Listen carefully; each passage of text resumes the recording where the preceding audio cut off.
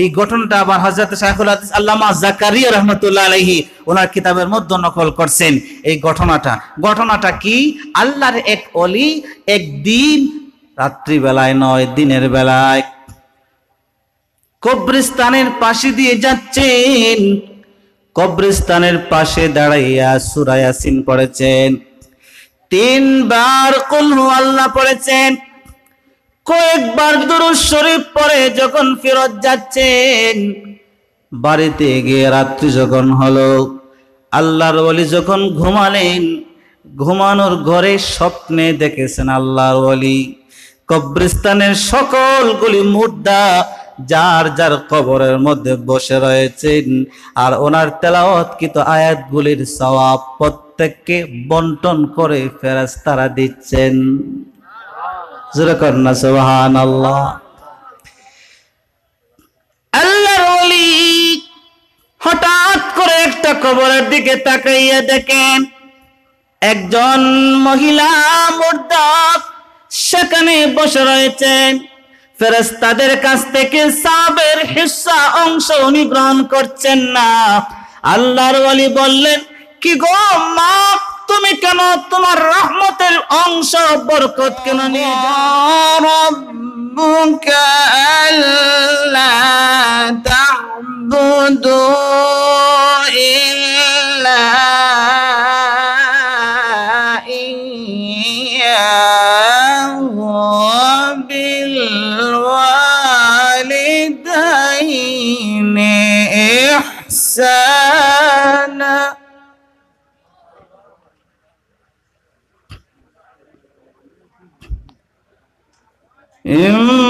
إما يبلغن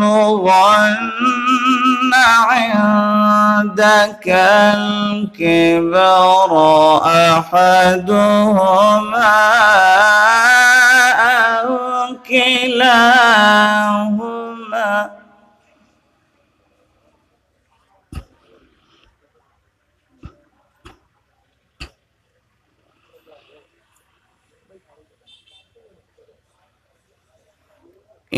إما يبلغن عندك الكبر أحدهما أو كلاهما فلا تقل لهما أف ولا تنهرهما وقل لهما قولا كريما.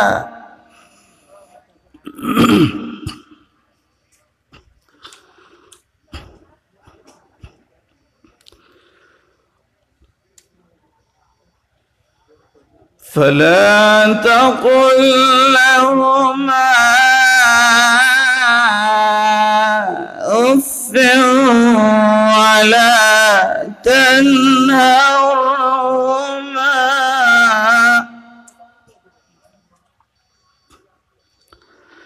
وقل لهما قولا كريما.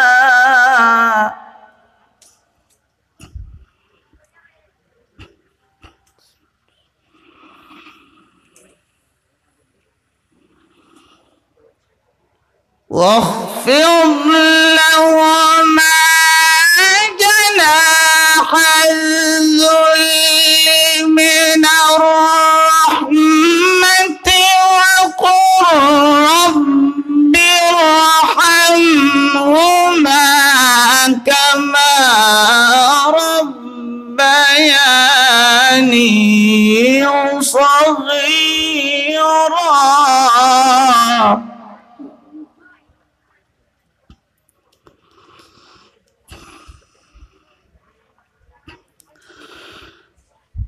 وقال الله تعالى في آية أخرى ووصينا الإنسان بوالديه إحسانا حملته أمه كرها ووضعته كرها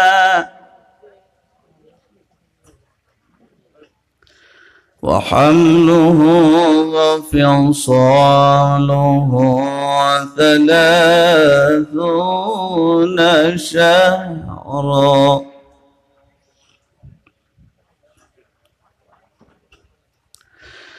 حتى إذا بلغ أشده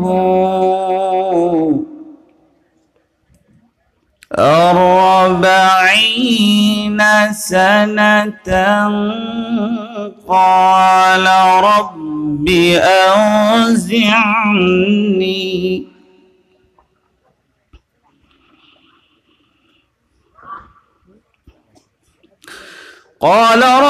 أوزعني أن أشكر نعمتك التي أنعمت علي وعلى والدي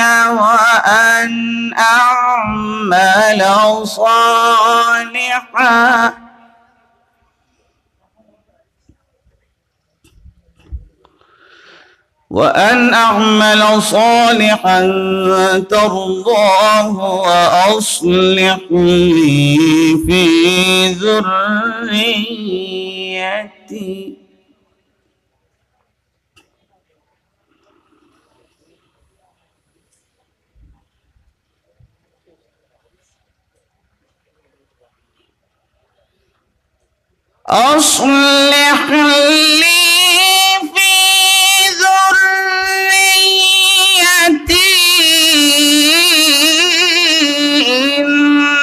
إني تبت إليك وإني من المسلمين.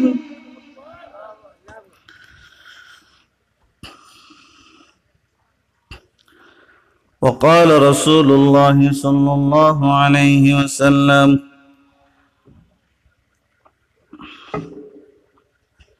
رغم أنفه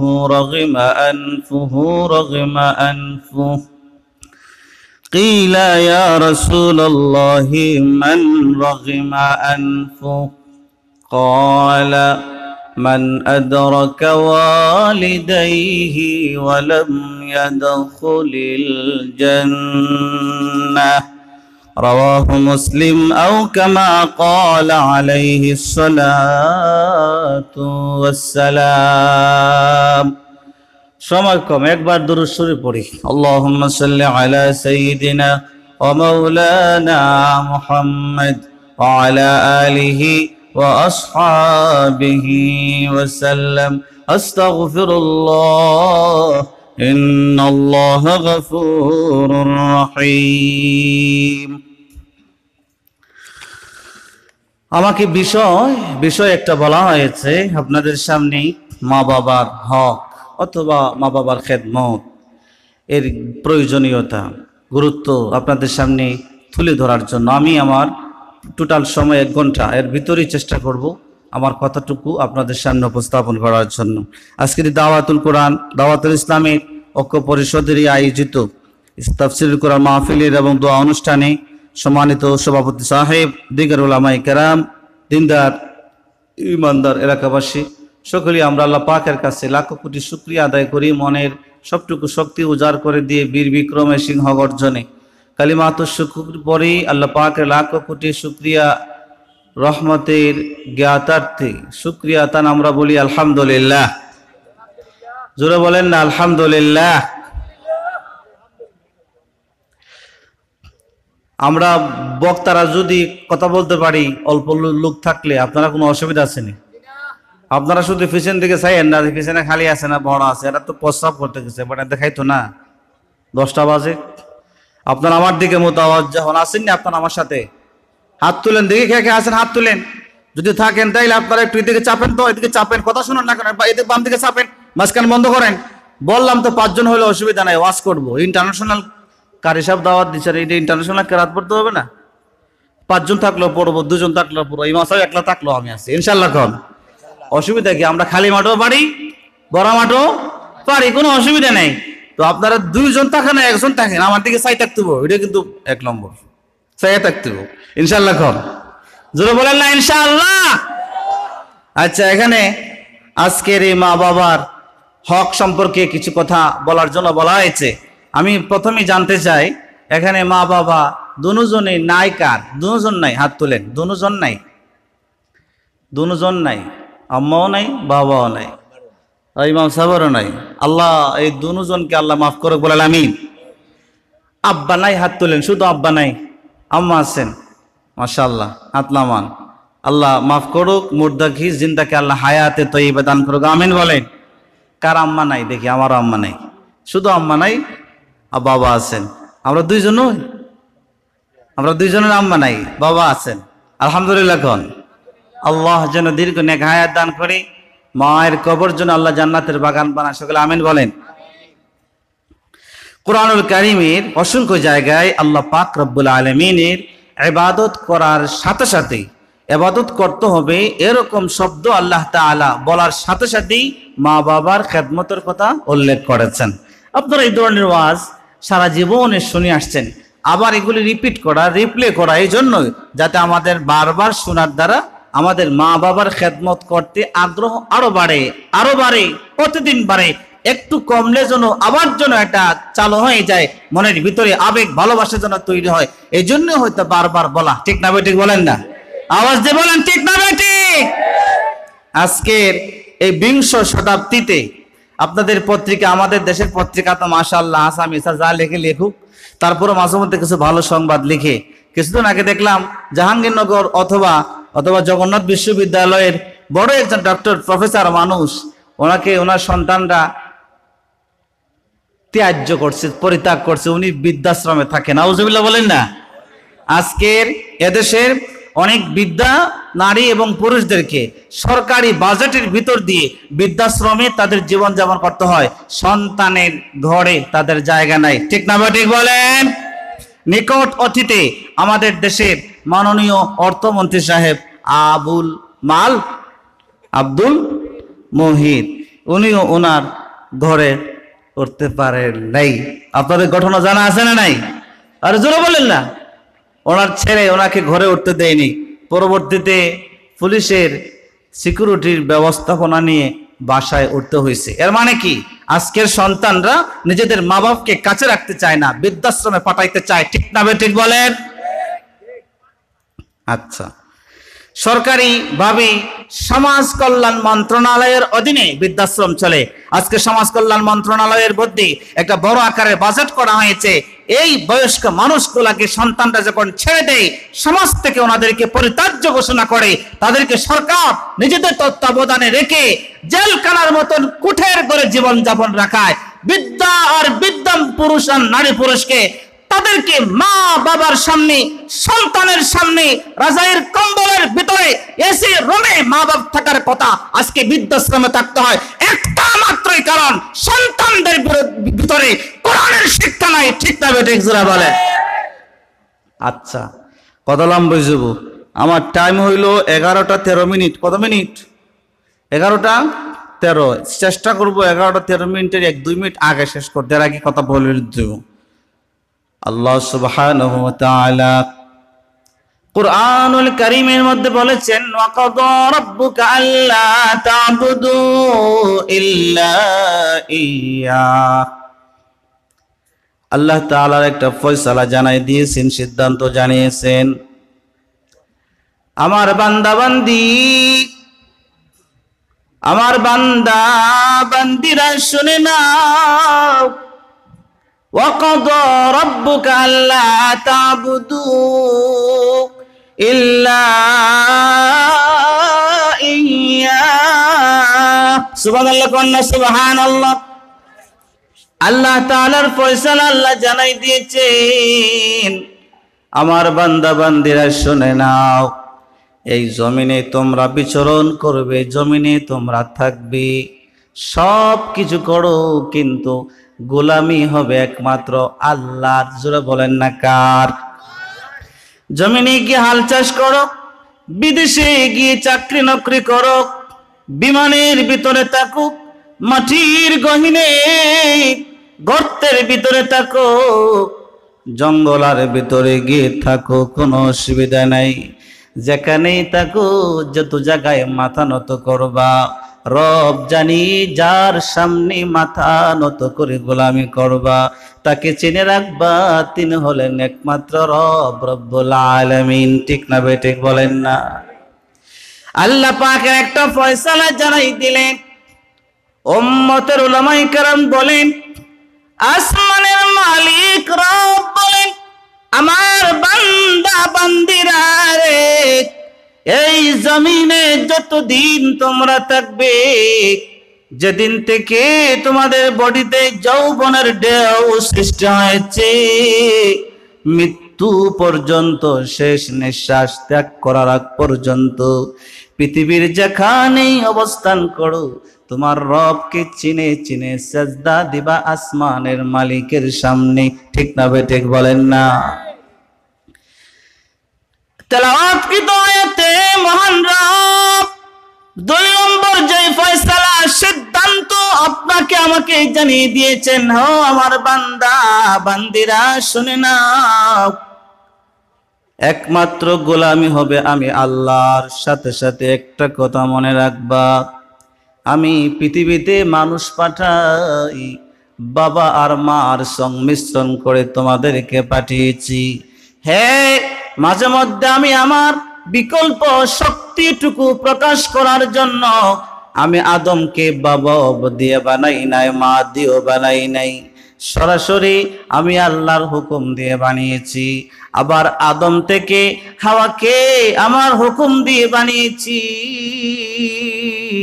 তারপরে ঈসা নবীকে মারিয়ামার গড়ে, ঈসার বাবার কোনো সংস্পর্শ ছাড়াই তার মায়ের গর্ভে আমি জন্ম দিয়েছি। আমার বান্দা বান্দিরা, যেন তোমরা এটাও জানতে পারো, শুধু মা বাবা দিয়ে আমি সন্তান জন্ম দেই তা নয় রে, আমি মা বাবা দুজন ছাড়াই অথবা একজন ছাড়াও মানুষ সৃষ্টি করতে পারি। ঠিক না বেঠিক বলেন না? يخلق الله ما يشاء إن الله على كل شيء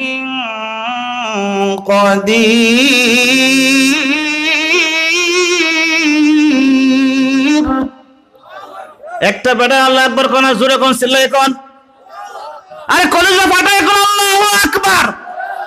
এই মাদ্রাসার ছেলেরা সিল্লাস থাকেন, বেটা জোরে কোন আল্লাহু আকবার।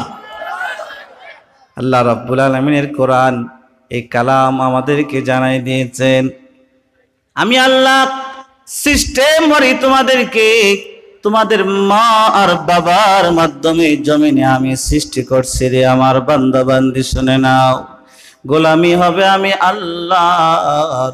যেখানেই থাকো সেখানে আমি আল্লাহকে ডাকবা, আর পৃথিবীতে যত মানুষের খেদমত করবা, যত মানুষের জুতা ঠিক করে দিবা, যত মানুষের কাপড় চোপড় ধুয়ে পরিষ্কার করে দিবা, যত মানুষের কপালে গালে চুমু খাইবা, যত মানুষের শরীরটা তোমরা ঢলে ঢলে গোসল করাই দিবা, মনে রাখি সে আমার বান্দা বান্দি, এই সমস্ত খেদমত পাওয়ার যোগ্য আমি রবের পরে একমাত্র তোমার মা আর বাবার।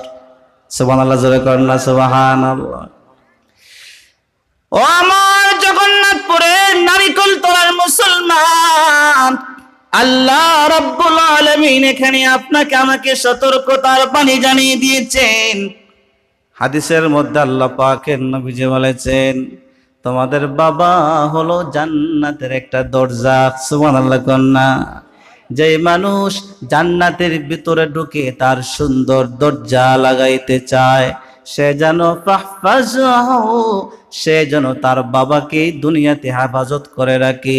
মহান আল্লাহ ওই হেফাজতের বিনিময়ে ওই মানুষটার ছেলেটার জান্নাতের দরজাও আল্লাহ পরিপাটি করে রাখবি। আস্তে কোন আল্লাহু আকবার। আল্লাহ পাকের নবী সরকারে দো আলম সাহাবীদের সামনে যখন আয়াতগুলি তেলাওয়াত করে করে আল্লাহর আদেশ শুনিয়ে দিচ্ছেন, সাহাবায়ে কেরাম প্রশ্ন করে বসলেন, ইয়া রাসূলুল্লাহ, বাবার খেদমত তো করব, মার খেদমত করব, এই দুজনের মধ্যে কাকে বেশি সেবা করতে হবে নবী আপনি সিদ্ধান্ত জানাই দেন না। আল্লাহ পাকের নবীজি বললেন উম্মুকা। সাহাবী আবার বললেন সুম্মা মান, তারপরে কে? নবীজি আবার বললেন তোমার মা। তারপরে কে গো নবী? নবীজি আবার বললেন তোমার মা। তিনবার বলার কারণ কি?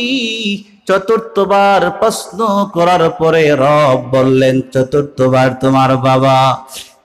তিনবার নবীজি মায়ের খেদমত করার কথাটা হাদিসের মধ্যে বুঝাই দিয়েছেন তিনটা কারণে। বলেন না কয়টা? এই তিনটা কারণ কোরআনুল কারীমের মধ্যে মহান রব নিজেই আমাদের মায়েদের পক্ষ হয়ে দাঁড়িয়ে সরাসরি কোরআনে মায়েদের তিনটা ত্যাগের বিবরণ দিয়ে জানিয়ে দিয়েছেন, খবরদার আসমানের নিচে জমিনের উপরে খেদমত করবা একমাত্র তোমার মায়ের। জোরে বলেন ঠিক না বেঠিক? আল্লাহ তাআলা বলছেন حملته أمه كرها ووضعته كرها وحمله وفصاله 30 شهرا سبحان الله سبحان الله আল্লাহ তাআলা জানাই দিয়েছেন, হে মুমিন, তোমাদের মা তোমাদের কি কষ্ট করে গর্ভ ধারণ করেছে। গর্ভ ধারণ করতে মা জননী কত কষ্ট করেছেন রে হে মুমিন। গর্ভে সন্তান যাওয়ার কিছুদিন পর থেকে মায়ের বমি বমি শুরু হয়, ঘুমাইতে পারেন না, খেতে পারেন না, মাথা ঘোরায়, হাঁটতে পারেন না, মায়ের কষ্ট হয়। এ ধরনের কষ্টগুলি সহ্য করে মা যখন 6টি মাস সন্তান গর্ভে ধারণ করেন, 6 মাসের মাথায় রব বলেন, হ ফেরেশতারা, আরে এভাবে নয়, আমার এই বান্দি জ্যান্ত, আমার বান্দির পেটের ভিতরে আমার নতুন পাঠানো বান্দাটাকেও জিন্দা বানাইয়া দাও। সুবহানাল্লাহ কন্যা সুবহানাল্লাহ। আসমানের মালিক মায়ের গর্ভে সন্তানটাকে 6 মাসের মাথায় জিন্দা যখন বানাই দেন, জীবিত হয়, আপনি আমি 1 কেজি 2 কেজি বোঝা ওজন করে বহন করে জগন্নাথপুরের বাজার থেকে এখানে আসতে পারি না। একবার 2 বার নয়, 50 বার হলেও হাত বদল করে নিয়ে আসতে হয়। আর মা তখন দুঃখিনী, আপনাকে আমাকে গর্ভে ধারণ করে 3 কেজি 4 কেজির একটা বাচ্চা 10টা মাস পর্যন্ত জীবিত অবস্থায় আর একটা জীবিত সন্তানকে নিয়ে যখন জীবন যাপন করেন, রাত্রিবেলায় ডান করতে ঘুমান, ঘুমাইতে পারেন না, বাম করতে যান, ঘুমাইতে পারেন না, বালিশের মধ্যে হেলান দিয়ে বসে থাকেন, ঘুম নাই। স্বামী গলায় ধরে ধরে বলেন, স্ত্রী এত পরিমাণ তোমার কষ্ট হচ্ছে, কি করি বলো না। স্ত্রী তখন ডেকে ডেকে বলেন, স্বামী গো আমার, আর কিছু আমারে করতে হবে না, প্রচন্ড পরিমাণের ব্যথা আমার শুরু হয়েছে, দাও না দাও না দাও, মাফ করে দাও, আমার মুখে আমাকে পানি ঢেলে দাও, আমার মনে হচ্ছে গো স্বামী আজকের এই রজনীটা মনে হয় আমার জীবনের শেষ। জোরে কন্যা সুবহানাল্লাহ। আল্লাহ তাআলা জানাই দিলেন, তোমার মা তোমাকে কষ্ট করে 10 মাস গর্ভে নিয়েছে। যখন তোমাকে প্রসব করবে তোমার মা, তখন মায়ের প্রসব বেদনা শুরু হয়েছে। প্রসব বেদনা শুরু হওয়ার পরে এবার তো মা বারবার হুঁশ হারায়, পাগল হয়, অজ্ঞান হয়ে যান। কলস কলস রক্তের বন্যা বেয়ে যাচ্ছে, সন্তান জ্যান্ত হয়ে দুনিয়াতে আসবে, মায়ের বিশেষ অঙ্গটা ফেটে যাচ্ছে রে মুমিন, বেদনায় মা পাগল করা হয়ে আছেন। আশপাশের লোকজনকে বলছেন বাচ্চার বাবাকে ডাকো। বাবাকে ডাকার পরে বলে স্বামী হে আমার, আপনার পায়ে ধরে বলি, দুনো হাতে ধরে বলি, জীবনে অনেক অন্যায় করেছি, বেয়াদবি করেছি, আপনার কথার উল্টা আমি করেছি গো স্বামী। এই মুহূর্তটাই মনে হয় আমার জীবনের শেষ। স্বামী গো, আপনি আমারে আল্লাহর হস্তে মাফ করে দাও না।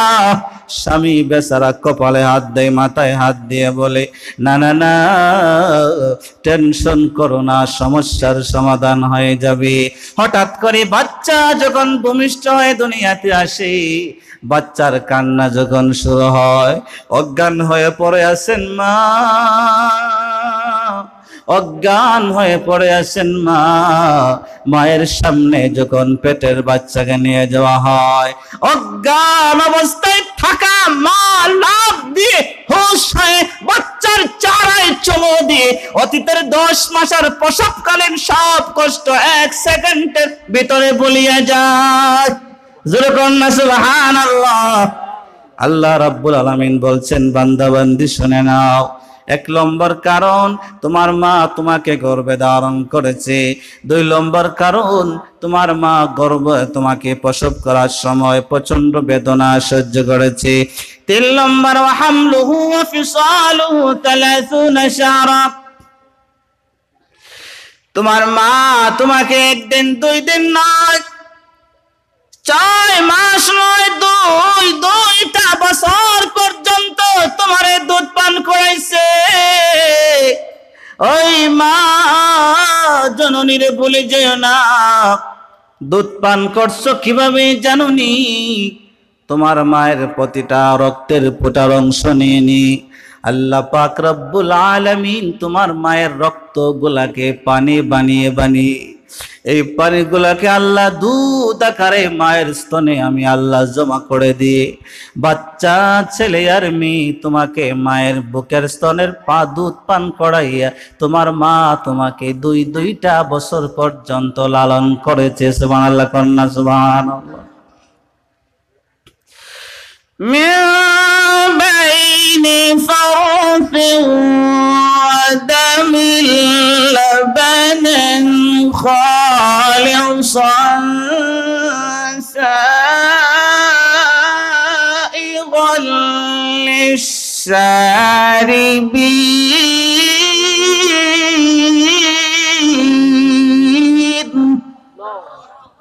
জোরে করুন আল্লাহু আকবার।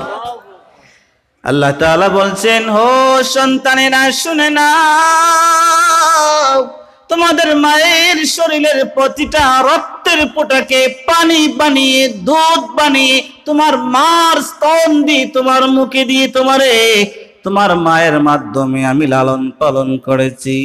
দুনিয়াতে যখন তুমি চলবা হোশ রেখে চলো, এই মা জননীর 1 সেকেন্ডের জন্য কষ্ট দিবা না, এটা আমি আল্লাহর চূড়ান্ত সিদ্ধান্ত।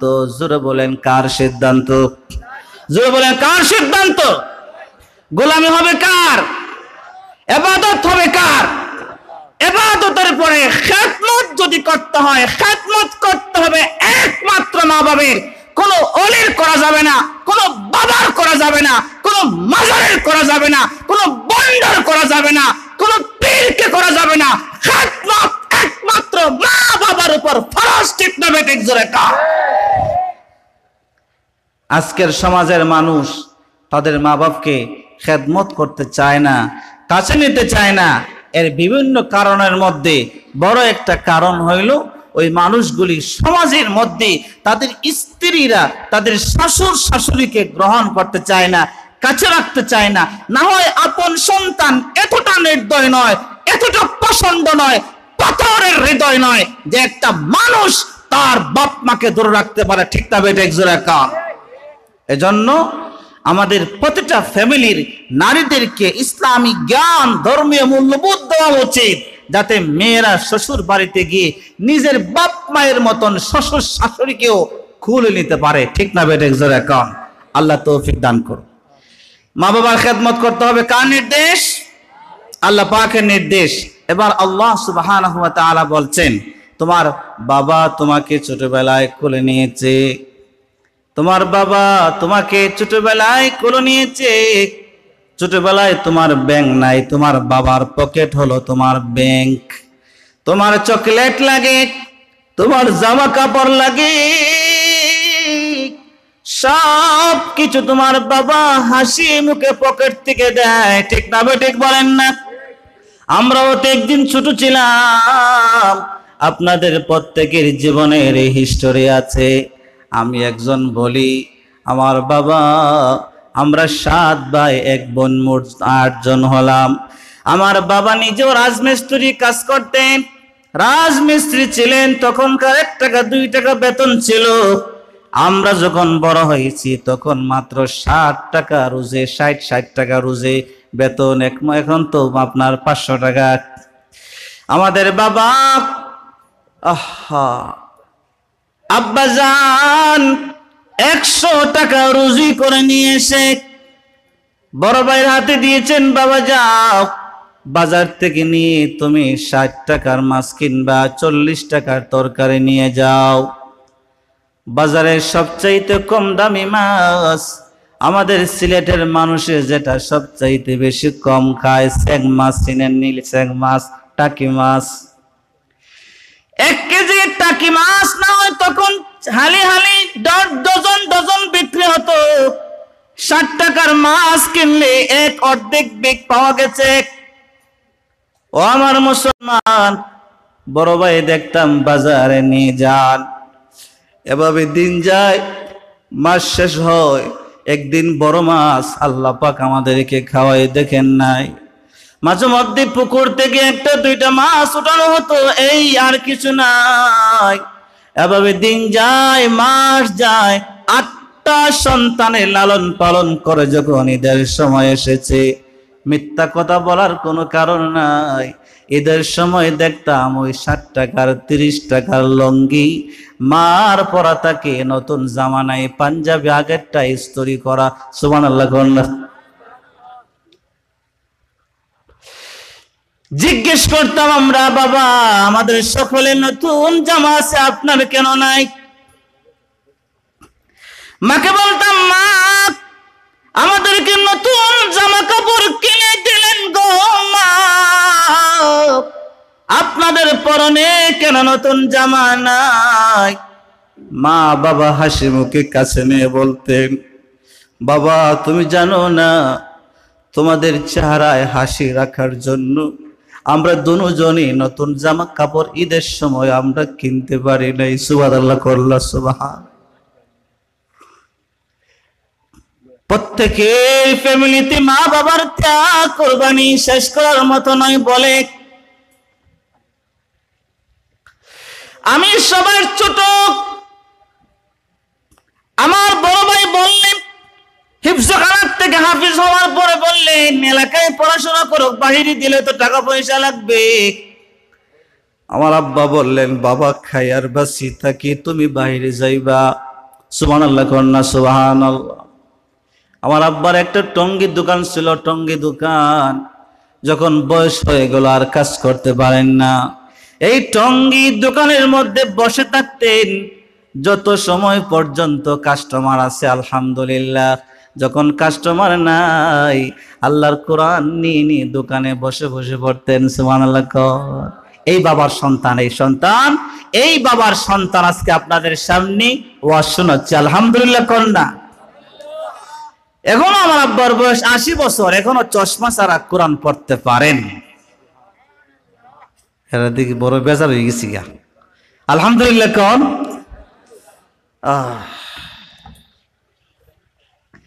আমি যখন মেশকাতের জামাতে পড়ি,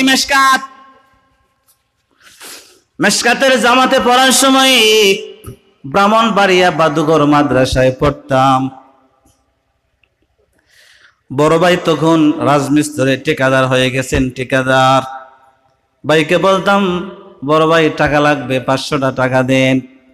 কি জানি বলবো, মিথ্যা তো নয়, এগুলি ভিডিও হয়, ভাইয়েরা দেখলে দেখুক, কোনো অসুবিধা নাই। বড় ভাই জবাব দিত, আমাদের হবিগঞ্জে আঞ্চলিক ভাষায় বলে বিলার ফুটকির মতো মুখটা বানাইতো। নাউজুবিল্লাহ কোনটা? টাকা নাই, টাকা নাই। সোজা জবাব।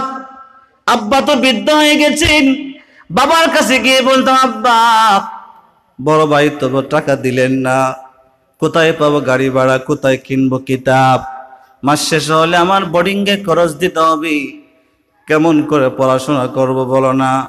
তখন আব্বা যান, দোকানের কেশ থেকে দিলে তো বড় ভাই জানতে পারবে, এজন্য দোকান বাগিদার যাদেরকে পাইকারি মাল দিতেন, ওদের দোকান থেকে গোপনে টাকাটা নিয়ে গাড়ির ওই কাউন্টারে এসে বলতেন, টাকাটা নিয়ে যাও, তোর ভাইয়ের কাছে আর কোনোদিন টাকা খুঁজবি না। সুবহানাল্লাহ কোন সুবহান।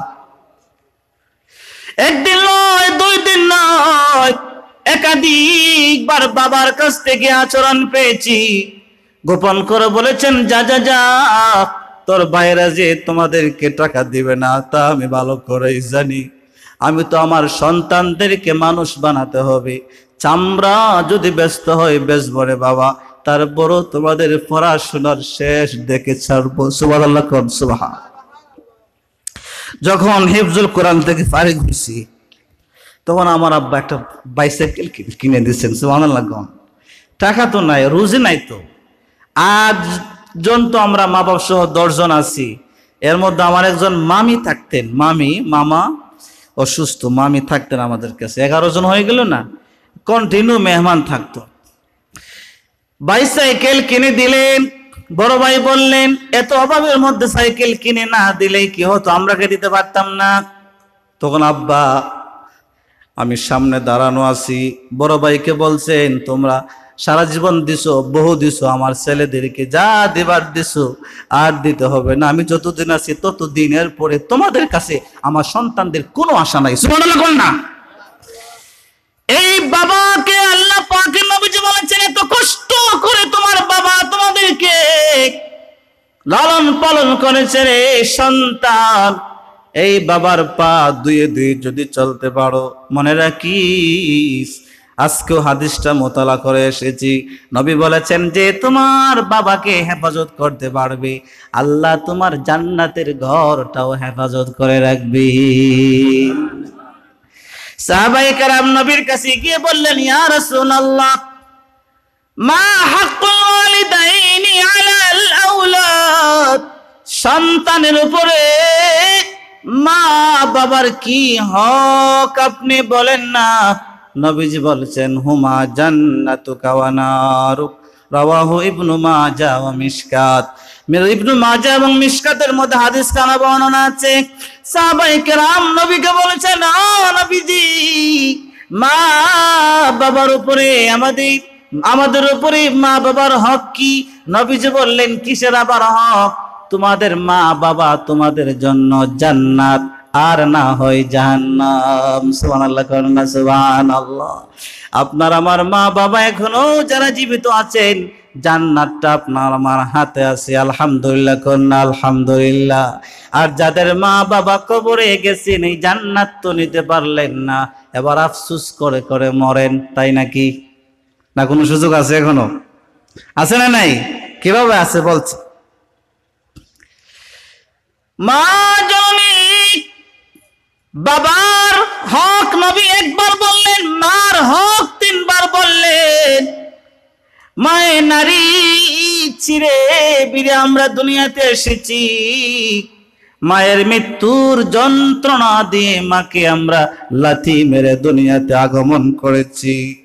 এই সন্তান দুনিয়াতে আসার পরে একটু যখন রোগাক্রান্ত হয়, একটু যখন জ্বর সর্দি কাশি হয়, পুরাটা রাত যায়, বাবা নাক ডেকে ডেকে ঘুমায়, কিন্তু জনম দুঃখিনী মা ঘুমায় না। ঠিক না বেঠিক বলেন না? এই যখন প্রথম শীত যখন শুরু হলো, প্রথম শীতে আমার বড় মেয়েটা 4.5 বছর বয়স, ঠান্ডা হয়ে গেছে, বেশি শ্বাস প্রশ্বাস নিতে পারছে না। আমি তো আমার মসজিদে হুজরাখানায় এয়ার কন্ডিশন রুমের ভিতরে, বাতাস নাই, আলো নাই, কিছু না, আর আমি ঘুমাইতেছি। সারাটি রাত আমার স্ত্রী আমাকে বারবার ফোন দিয়েছেন, ফোন রিসিভ করতে পারি নাই। ভোরবেলায় উঠে দেখি 15-20টার মতো কল। ফোন গোড়ায় বললাম, কি হয়েছে তোমাদের? একটাই শব্দ, পুরাটা রাত্রি ঘুমাইতে পারি নাই, বড় মেয়েটা তো শ্বাসকষ্ট, মরে যাবে, এরকম অবস্থা। সুবহানাল্লাহ, সুবহানাল্লাহ। আপনার কি একটু ফোনটাও ধরলেন না? আমি ফোন ধরবো কোত্থেকে, আমি তো ঘুমে। আমাকে প্রথম রাত্রিতে একবার বলা হয়েছিল মেয়েটার অবস্থা ভালো না, তারপর আমি ঘুমিয়ে গেলাম। স্ত্রী ডেকে ডেকে বললেন, আপনারা বাপ হইছেন, বাচ্চেন, আর আমরা মা হইলাম গতিকের জন্য আমরা মরে গেলাম। পুরোটা রাত্রিতে ঘুমাইতে পারলাম না, সন্তানটাকে একবার আপনি খোঁজ নিলেন না। ও আমার নারিকেল তলার মুসলমান, মা 199 ভাগের হকের ভাগিদার, বাঁকা বাবা একবার। কারণ বাবার মনটা শক্তিশালী, মার মনটা হলো দুর্বল। পৃথিবীর সকল বাবারাও যদি সন্তানদেরকে পিছনের দিকে লাথি মেরে ফেলে দেয়, রাত্রের গভীরে দরজা খুলে পাশের রুমে মা জননী গোপনে তার ছেলের মুখে খাবার উঠাইয়া দেয়। ঠিক না ভাই? ঠিক বলেন না?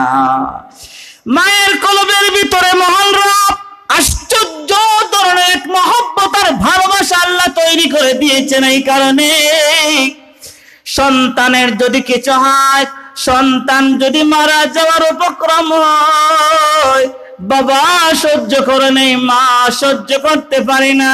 ও আমার নারিকেল তোলার মুসলমান, আমাদের নবীজির ছেলেরা যখন ঘন ঘন মৃত্যুবরণ করছেন, আম্মা জান খাদিজা চোখের পানি ছেড়ে ছেড়ে দিয়ে কাঁদছেন, নবী গো, আমার সন্তানটাকে আমার সিনার থেকে ছিনাই নেবেন, তা তো আমি বরদাস্ত করতে পারছি না। পিয়ার হাবিব বললেন, সবর করো, এই সন্তান তোমার আমার জন্য জান্নাতের ওসিলা হবে, সবর করো। হযরত রাসূল করিম সরকার দু আলম কবরে নিজে নামলেন, নিজে নেমে নেমে সাহাবীদেরকে বললেন, আলী রে, আমার সন্তানকে আমার হাতে দাও।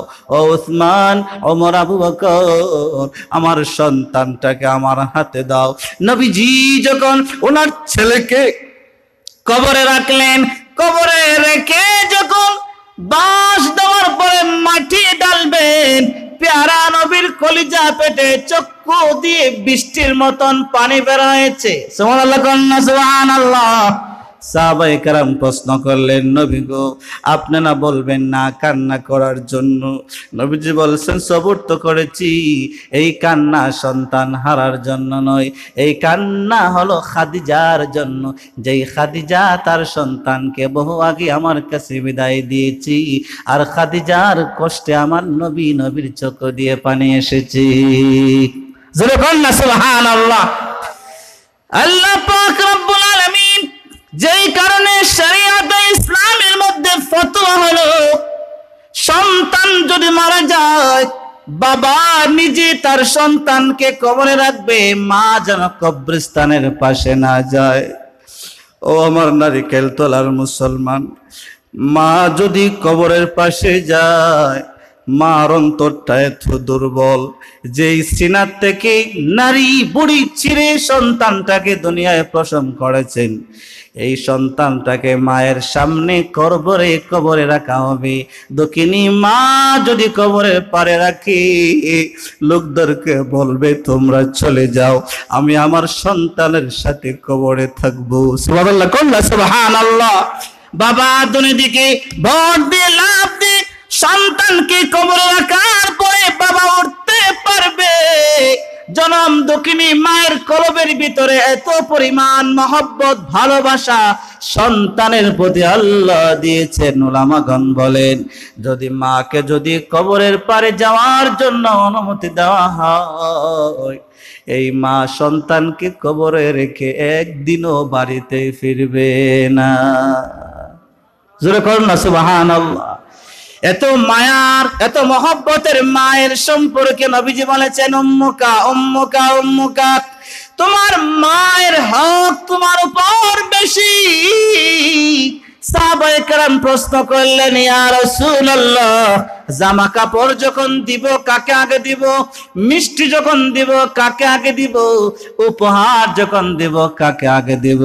নবীজি বললেন, সাহাবীরারে সাবধান করে দিলাম, বাবা তোমাকে লালন পালন করতে পারে, তোমার আর্থিক সহযোগিতা বাবা করতে পারে, ঠিক তুমি যখন পাল্টা কোনো উপহার দিবা, এই উপহারটা সর্বপ্রথম তোমার বাবার হাতে নয়, সবার আগে দিতে হবে তোমার মায়ের হাতে।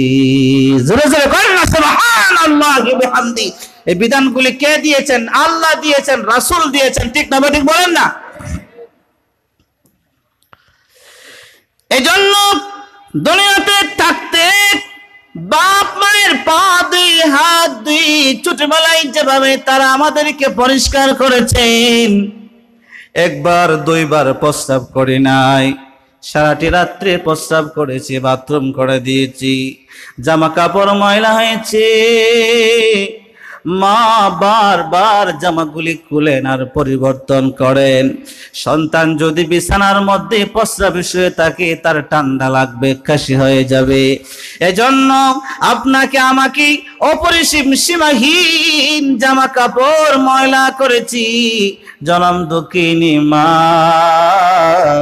রাত্রিবেলায় ঘুমায় না, না ঘুমাইয়া সন্তানের খেদমতের দিকে সময় লাগায়। রাত্রিবেলায় স্বামী ঘুমায় কিন্তু স্ত্রী ঘুমায় না। সন্তান কখন জানি প্রস্রাব করে দেয়, কখন জানি দুধ খাইতে কান্নাকাটি করে, কখন জানি বাচ্চার কি হাজত দেখা দেয়। এই জন্য মা দুঃখিনী ঘুমায় না। ওই মা জননী সম্পর্কে নবীজি বলেছেন, এ আমার উম্মত, এত পরিমাণ ত্যাগ প্রতিজ্ঞা করে যেই মা তোমাকে লালন পালন করেছে, এই মার যদি খেদমত করে তুমি তোমার সিনায় জায়গা দিতে পারো, আমি নবীজি বলে দিলাম, আল জান্নাতু তাহতা আকদামিল উম্মাহাত। ওই তোমার মায়ের নিচে আমি আল্লাহর নবীর ঘোষণা করছি, মায়ের খেদমত করে মাকে যদি খুশি করতে পারো, ওই মায়ের পায়ের তলে আল্লাহর তৈরি জান্নাত। আরে জোরে বলেন না সুবহানাল্লাহি ওয়া বিহামদি। ও আমার মুমিন মুসলমান, এতক্ষণ তো দুনিয়ার আলোচনা আমি শুনলাম। মাকে তো আমরা কবরে কেউ রাখছি, কেউ বাবাকে কবরে রাখছি, একদিন দুই দিন নয়, 20 বছর 30 বছর আগেও কেউ কেউ আমরা কবরে রাখছি। কবরের পারে আপনার আমার যাওয়া উচিত। কবরের পারে যদি গিয়ে দাঁড়ায়, আল্লাহ পাকের নবীজি বলছেন হাদিসের মধ্যে, যাও যাও যাও কবর গিয়া জিয়ারত করো। কবরের পারে দাঁড়িয়ে আল্লাহর কালামটা তোমরা তেলাওয়াত করবা, আমি নবীজির উপরে দরুদ শরীফ তোমরা পড়বা। এগুলি পড়ে পড়ে যখন তোমরা কবর দিকে ফিরে যাইবা, এই তেলাওয়াতের সওয়াবগুলি মুর্দাদের আরওয়াহের কাছে বন্টন করে দেওয়ার জন্য আসমানের মালিক রব হাজার হাজার ফেরেশতার বাহিনী আল্লাহ পাঠাইয়া দেন। জোরে বলেন না সুবহানাল্লাহি ওয়া বিহামদি। আপনাদেরকে একটা ঘটনা শোনাবো এখন। ঘটনা শোনাইলে অনেকে মনে করি তা ঘটনা মনে হয় বানাইল, মিথ্যা। এজন্য কিতাবের নাম বলছি। হযরত ইবনে তাইমিয়া রাহমাতুল্লাহ আলাইহি, ওনার একজন ছাত্র আছে ইবনুল কাইয়্যিম রাহমাতুল্লাহ আলাইহি আল জাওজিয়া।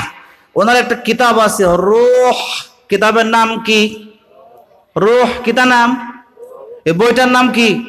এই ছাত্ররা কয় না তো, বইটার নাম কি? রূহ। রূহ রাওয়াও হা রূহ। এই রূহ নামক কিতাবের মধ্যে ইবনুল কাইয়্যিম রাহমাতুল্লাহ আলাইহি অসংখ্য অগণিত ঘটনা আলোকপাত করেছেন, যেখানে কবরের পারে দাঁড়িয়ে আল্লাহর ওলিরা তেলাওয়াত করেছেন। ওলিদের জবানের পবিত্র তেলাওয়াতের বরকতি রহমতি সওয়াবগুলিকে বন্টন করার জন্য লক্ষ কোটি ফেরেশতা আগমন করেছে। সুবহানাল্লাহ। না কিছু কইবা?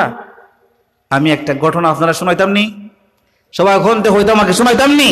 আমার টাইম তো 13 পর্যন্ত, আরো 10 মিনিট আছে, হইলেই ঘটনা। আল্লাহ পাকের নবী সাল্লাল্লাহু আলাইহি সাল্লামের একজন প্রিয় একজন বুজুর্গ। এই ঘটনাটা আবার হযরত শাইখুল হাদিস আল্লামা জাকারিয়া রাহমাতুল্লাহ আলাইহি ওনার কিতাবের মধ্যে নকল করছেন। এই ঘটনাটা কি? আল্লাহর এক ওলি একদিন রাত্রি বেলায় নয়, দিনের বেলায় কবরস্থানের পাশে দিয়ে যাচ্ছেন। কবরস্থানের পাশে দাঁড়াইয়া সূরা ইয়াসিন পড়েছেন, 3 বার কুল হু আল্লাহ পড়েছেন, কয়েকবার দুরূদ শরীফ পড়ে যখন ফেরত যাচ্ছেন, বাড়িতে গিয়ে রাত্রি যখন হলো, আল্লাহর ওলি যখন ঘুমালেন, ঘুমানোর ঘরে স্বপ্নে দেখেছেন আল্লাহর ওলি কবরস্থানের সকলগুলি মুর্দা যার যার কবরের মধ্যে বসে রয়েছেন, আর ওনার তেলাওয়াতকৃত আয়াতগুলির সওয়াব প্রত্যেককে বন্টন করে ফেরেশতারা দিচ্ছেন। জোরে করেন না সুবহানাল্লাহ। আল্লাহর ওলি হঠাৎ করে একটা কবরের দিকে তাকাইয়া দেখেন একজন মহিলা মুর্দা সেখানে বসে রয়েছেন। ফেরেশতাদের কাছ থেকে সওয়াবের হিস্সা অংশ উনি গ্রহণ করছেন না। আল্লাহর ওলি বললেন, কি গো মা, তুমি কেন তোমার রহমতের অংশ বরকত কেন নিয়ে যাও না? ওই সময় আল্লাহর বান্দি বলেন, ওগো আল্লাহর ওলি, জানো না আমি দুনিয়া থেকে আসার সময় আমি একজন নেক সন্তান রেখে এসেছিলাম। অমুক বাজারে আমার সন্তানের দোকান রয়েছে। আমার সন্তান ওই দোকানের মধ্যে বসে বসে সকাল থেকে বিকাল পর্যন্ত আমার সন্তান আমার জন্য তেলাওয়াত করে করে পাঠায়। এই জন্য আমি আজকের আপনার তেলাওয়াতের সওয়াব আমার দরকার নাই। আমার সন্তান যেগুলি পাঠায় এগুলি আমার জন্য যথেষ্ট হয়ে যায়। আল্লাহর ওলি স্বপ্নে এতটুকু দেখার পরে ঘুম ভেঙে যায়। ঘুম ভেঙে যাওয়ার পরে পরের দিন সকাল বেলায় বাজারে গিয়ে ওই বাজারে গেলেন। স্বপ্নে দেখা মতন দোকানের সামনে গিয়ে দাঁড়ালেন। দোকানের সামনে দাঁড়াইয়া ছেলের সামনে দাঁড়াই বলেন, তোমার নাম কি? বলে অমুক। হে, ওই এরকম একজন মহিলা তোমার নাম আমাকে বলেছে। বাড়ি কোথায়? অমুক জায়গায়। বাবাকে মাকে পূর্ণ পরিচয় লওয়ার পরে আল্লাহর ওলি বললেন, ছেলেরে দোকান থেকে একটু বের হয়ে আসো না, তোমার সাথে আমার বুক মিলিয়ে আমি মুআনাকা করতে চাই। জোরে কর না সুবহানাল্লাহ। আল্লাহর ওলি এই ছেলেটাকে দোকান থেকে বের করে নিয়ে এসে মুআনাকা করে কপালে চুমু দিয়ে বললেন, প্রতিদিন তেলাওয়াত বাড়িয়ে দাও। আমি স্বপ্নে দেখেছি তোমার তেলাওয়াতের কারণে তোমার মা জান্নাতের ফুলের বিছানায় ঘুমিয়ে আছে। আর জোরে কর না সুবহানাল্লাহ। এজন্য আল্লাহ পাকের নবীজি বলেছেন, ওয়া ওয়ালাদান সালিহান তারাকাহু ইয়াদউ লাহু বা'দা মাউতিহি। একজন মানুষ যখন মারা যায়, মারা যাওয়ার পরে যখন একটা নেক সন্তান রেখে যায়, এটা সদকায়ে জারিয়া হয়। এই সন্তানটা ওই মায়ের জন্য সদকায়ে জারিয়া। বাস্তব ঘটনা শোনালাম। আমার নারিকেল তলার মুসলমান এতটুকু নয়, আল্লাহর ওলি একদিন, 2 দিন, 3 দিন পরে, না হয় 1 মাস, 2 মাস, না হয় 2-3 বছর পরে আবার ওই কবরস্থানের পাশে দিয়ে গেলেন। যাওয়ার সময় আবার উনি তেলাওয়াত করলেন, সূরা ইয়াসিন পড়লেন, 3 বার কুল হু আল্লাহ পড়লেন, দুরূদ শরীফ পড়লেন। রাত্রে বেলায় আবার বাসায় গিয়ে ঘুমালেন। আবারও দেখলেন ওনার তেলাওয়াতের সওয়াবগুলি বন্টন করার জন্য রহমতের ফেরেশতারা এসে মুর্দাদেরকে লান ধরিয়ে ধরিয়ে সওয়াবের অংশগুলি দিচ্ছেন। আর ওই নারীর কবরের দিকে তাকাইয়া দেখলেন ওই দিন ওই নারীটা সকলের লাইন ভেঙ্গে ভেঙ্গে সামনে এসে রহমতের ফেরেশতাদের কাছ থেকে সওয়াবের অংশ গ্রহণ করছেন। আল্লাহর ওলি আশ্চর্য হয়ে বললেন, ও মা, কি হলো তোমার? বুঝলাম না, গতদিন সওয়াব নিলে না, আজকে কেন তুমি সওয়াব নেওয়ার জন্য এসেছো? তখন আল্লাহর বান্দি চোখের পানি ছেড়ে ছেড়ে দিয়ে কেঁদে কেঁদে বলেছেন, আল্লাহর ওলি গো, জানো না, যেই সন্তান আমার জন্য সওয়াব পাঠাতো, এই সন্তানটা কিছুদিন আগে তার মরণ হয়েছে। সুবহানাল্লাহ, করুণা, সুবহানাল্লাহ। আমার সন্তান নাই, আমি এতিম হয়ে গেছি, এই জন্যই আজকে আপনার তেলাওয়াতের সওয়াব নেওয়ার জন্য আমি সামনে এসেছি। না হলে আমার সন্তান যতদিন ছিল ততদিন আমি সন্তানের জন্য পাগল পড়েছিলাম। আমার সন্তান আমার জন্য যা পাঠাতো তাই আমার জন্য হয়ে যেত। এই তো নেক সন্তান হলে আপনার আমার কবরে সন্তান সওয়াব পাঠাবে, আমল আমল করে করে পাঠাবে। ও আমার মুসলমান, এবার যদি আপনার আমার জীবনে খারাপ কিছু হয়, আমাদের সন্তানরা যদি দুনিয়াতে খারাপ কাজ করে, আল্লাহ তাআলা বলছেন, وَقَضَى رَبُّكَ أَلَّا تَعْبُدُوا إِلَّا إِيَّاهُ وَبِالْوَالِدَيْنِ إِحْسَانًا। সুবহানাল্লাহ, কন্যা সুবহানাল্লাহ। وَبِالْوَالِدَيْنِ إِحْسَانًا, তোমাদের মা বাবার সাথে সৎ আচরণ করবে। ওয়াকুল লাহুমা কাওলান কারীমা, ভদ্র ভাষায় কথা বলবে। ইহসান আর তাফসীর করতে যাইয়া উলামায়ে কেরাম লেখেন, দুনিয়াতে থাকতেও তুমি তোমার মা বাবার খেদমত করবে, তোমার মা বাবা কবরে চলে যাওয়ার পরেও মা বাবার সাথে ইহসান করবে। দুইটা পদ্ধতি, একটা হলো গুনাহ করে মায়ের কবরে তোমার গুনার বস্তা বড় বড় পাঠাইও না, আরেকটা হলো তুমি নেক কাজ করে করে সওয়াবের গাঁটুরগুলি মা বাবার কবরে পাঠাও। সুবহানাল্লাহ, কন্যা সুবহানাল্লাহ। আল্লাহ পাকের নবী হাদিসের মধ্যে বলেছেন, মান যারা কবরা ওয়ালিদাইহি ফি ইয়াউমিল জুমআতি গুফিরা লাহু ওয়া কুতিবা লাহু বাররা। সুবহানাল্লাহ, কন্যা সুবহানাল্লাহ। শুক্রবার দিনে কবরস্থানের পাশে গিয়ে সন্তান যখন দাঁড়িয়ে জিয়ারত করবে, নবীজি বলেছেন সন্তানের পিছনের সকল গুনাহ মাফ। আর যেই সন্তান আর মা কবরে আছেন, যেই মা বাবা কবরে আছেন, ওই মা বাবা যদি আমি সন্তানের উপরে অসন্তুষ্ট হয়ে মরে থাকেন, শুক্রবারে আমি জিয়ারত করার কারণে আল্লাহ আমাকে বাধ্য সন্তানের লিস্টে নাম উঠাইয়ে দিবেন। জোরে কন্যা সুবহানাল্লাহ। আমার নারিকেল তোলার মুসলমান বুজুর্গ এসেছেন, বড় ভাই বয়ান করবেন, কথা শেষ করে দিচ্ছি। মৃত্যু অবধি আল্লাহ তাআলার সিদ্ধান্ত জানাই দিলেন, আমাদেরকে মেনে নিলাম। আমরা আল্লাহর ইবাদত করার পরে যদি কোনো কাহারো সামনে যদি সব কিছু বিলিয়ে দিতে হয়, কোনো বাবা টাবার দরবারে নয়, একমাত্র জন্মদাতা মা বাবার জন্য রিজার্ভ। ঠিক না বেঠিক? জোরে কার। আল্লাহ পাক যেন